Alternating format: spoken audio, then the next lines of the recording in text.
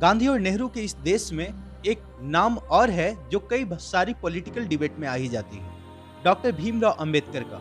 वो नाम जिसे आप इग्नोर नहीं कर सकते। भारत के पहले कानून मंत्री और हमारे संविधान के रचयिता अंबेडकर के चाहने वाले और नफरत करने वाले दोनों ही लोग आपको मिल जाएंगे। कुछ लोगों का यह भी कहना है कि अंबेडकर के विरोध करने वाले लोग उनके जीते जी कम थे और अब ज्यादा हैं। अंबेडकर के ऊपर ढेरों सारी बायोग्राफियां लिखी गई है, लेकिन आज हम उन बातों पर चर्चा करेंगे जो लोगों के बीच ज्यादा पॉपुलर नहीं है, या यूं कहें कि इतिहास के पन्नों में कहीं खो गई है।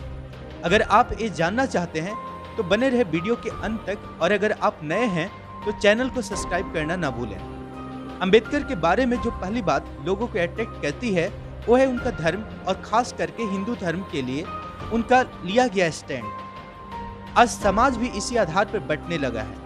जाति व्यवस्था को लेकर अंबेडकर कुछ धर्म के खिलाफ हमेशा रहे हैं। 1919 में लाहौर में उन्हें धर्म पर बोलने के लिए बुलाया गया था, लेकिन अंबेडकर के विचारों को देखते हुए इस इवेंट के ऑर्गेनाइजर ने स्पीच की एक कॉपी आगे ही मंगवा ली, और जब वे इस स्पीच को पढ़े तो पता चला अंबेडकर को बुलाने से कई प्रकार की परेशानियां हो सकती है, जिस कारण अंबेडकर को इस इवेंट में आने से मना कर दिया गया।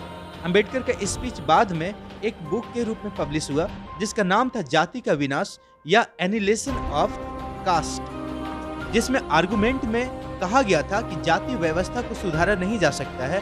हिंदू धर्म और जाति व्यवस्था दोनों रेल की पटरियों जैसी है, जो अलग अलग तो दिखती है लेकिन साथ साथ चलती है। अंबेडकर का मानना था कि दलितों का विकास के लिए हिंदू धर्म का विनाश जरूरी है। एक बार पेरिया में उन्होंने भगवत गीता को एक सभा में क्रिटिसाइज किया। इसे देख घनश्याम दास बिरला के बड़े भाई अंबेडकर से मिलने आए और उन्होंने उनसे कहा कि आप भगवत गीता का आलोचना करने के बजाय इसके संदेश को दुनिया भर में पहुंचाएं। जहां तक जाति व्यवस्था को हटाने की बात है तो उनका हम भी समर्थन करते हैं, और इसके लिए हम 10 लाख देकर इस मिशन में आपका साथ दे सकते हैं। अंबेडकर इस बात से चिढ़ गए। अंबेडकर का पूरा जीवन ही जाति व्यवस्था के कारण प्रभावित हुआ था। जब वे स्कूल में थे तो उन्हें संस्कृत पढ़ने से रोका गया था, जिस वजह से अंबेडकर को फांसी पढ़नी पड़ी, और अब उन्हें लग रहा था कि 10 लाख देकर बिरला उन्हें खरीदना चाह रहे हैं। अंबेडकर का हिंदू धर्म से विवाद 1929 में भी सामने आया था, जब उन्होंने नोटिस टू हिंदू नाम से एक लेख लिखा, और इस लेख में उन्होंने दलित से यह आग्रह किया कि वे अपना धर्म बदल लें।